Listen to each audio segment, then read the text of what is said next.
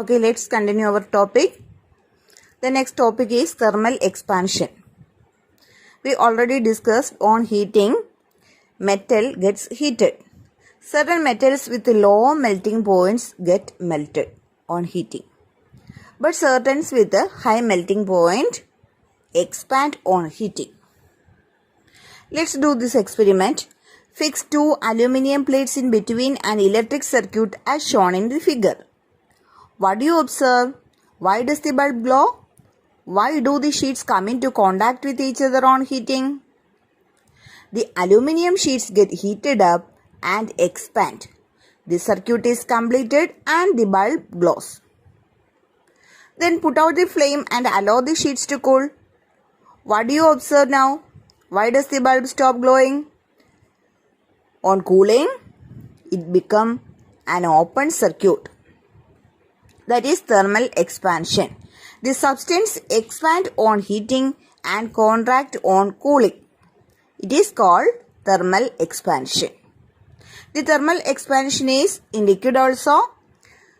For example, take a glass bottle full of water, fix a refill into the hole of its lid, then immerse the bottle partially in hot water.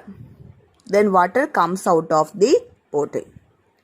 This is because water expands on heating. The thermal expansion occurs in liquids also. Liquids expand on heating, they contract on cooling. Thermometer is a device or tool that measures temperature. To measure how hot or cold something is. Thermometers are used to see if you have a fever or tell you how cold it is outside. They made up of thermo and meter join form thermometer. Thermo means heat and meter a measuring device. There are two types of thermometers, that is clinical thermometer and laboratory thermometer. In clinic, the clinical thermometers are used to measure the body temperature. In laboratory, thermometer is used to measure the temperature of certain liquids and other substances. The laboratory thermometer and clinical thermometers work on the basis of the ability of liquids to expand and contract. Which liquid? Mercury. We know mercury is the liquid metal. Then the bulb at the end of the thermometer contains mercury. There is a narrow vacuum tube adjacent to the bulb. At the neck, a narrow portion. Then measurements are marked on the tube. Then place the clinical thermometer at the nook of your elbow and check your body temperature. You can record the temperature. Then examine the expansion and contraction of mercury in a laboratory thermometer by dipping it first in hot water and then in cold water. You can watch the mercury level changes. On heating, the mercury level rise up. The liquids expand on heating. When it becomes cool, the mercury level falls down. Unlike the laboratory thermometer, there is a narrow portion above the mercury bulb in a clinical thermometer. The clinical thermometer is designed only to measure body temperature.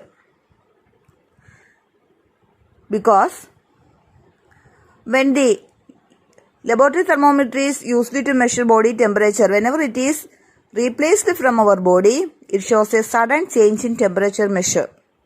So we cannot calculate the actual temperature of our body. So clinical thermometer is used to measure body temperature. The laboratory thermometer is used to measure temperature below 200 degrees Celsius. Then nowadays we are used digital thermometer.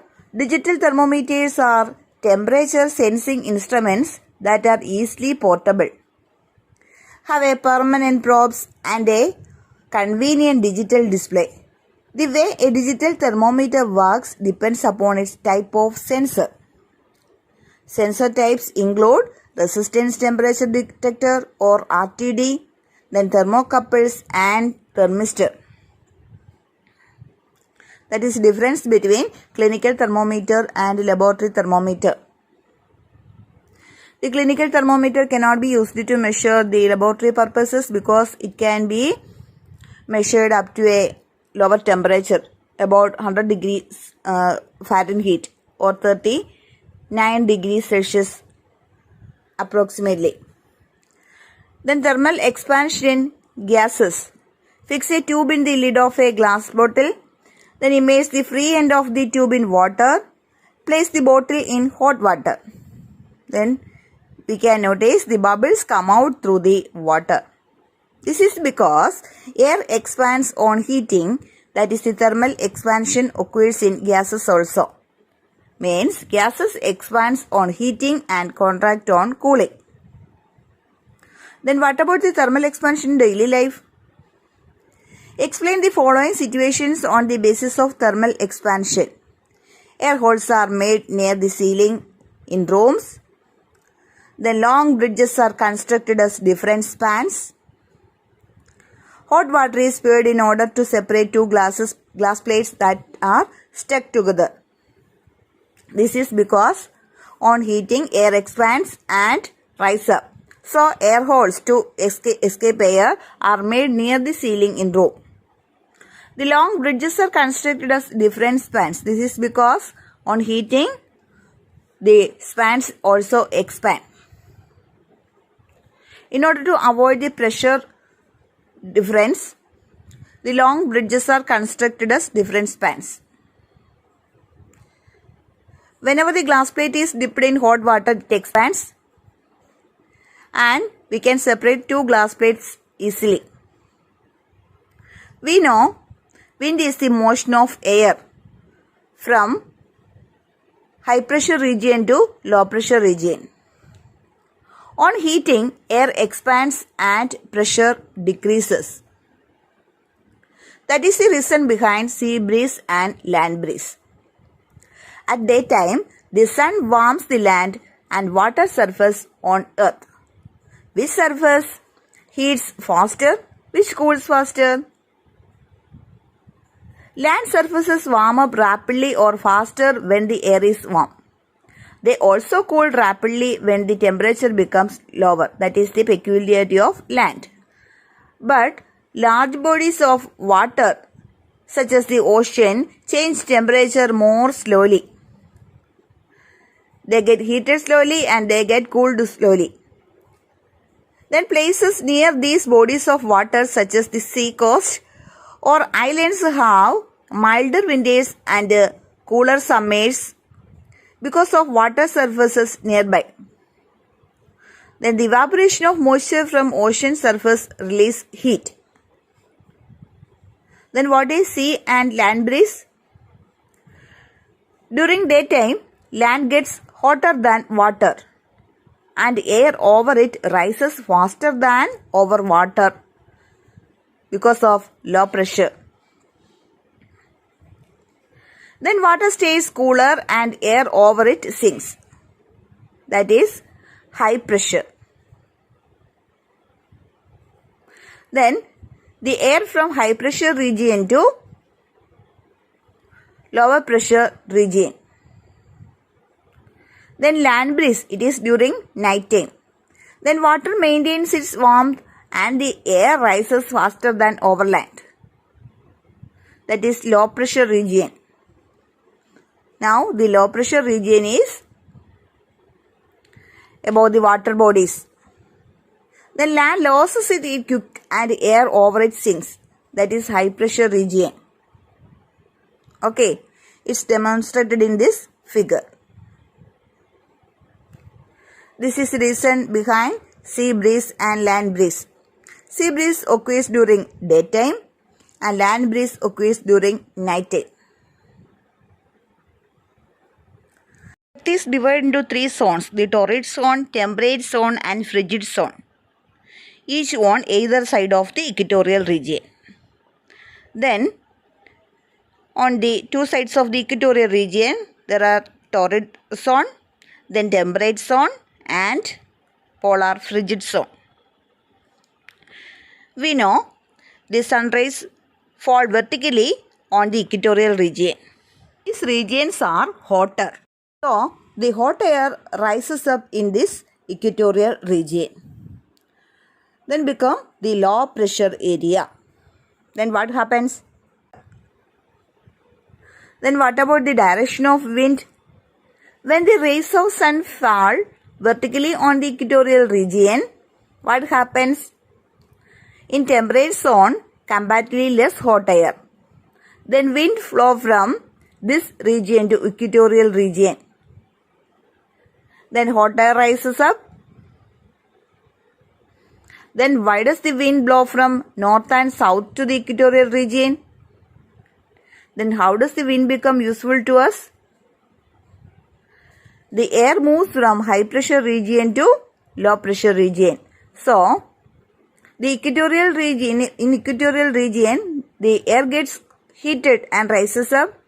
From temperate zone, the comparatively less hot air comes to equatorial region. Why does the wind blow from the north and south to the equatorial region? The sun rays fall vertically on the equatorial region. The air above this region get heated and move upward. So, the air from the less heated areas of north and south move towards this region. This is the reason behind wind blow from the north and south to equatorial region. Then, how does the wind become useful to us?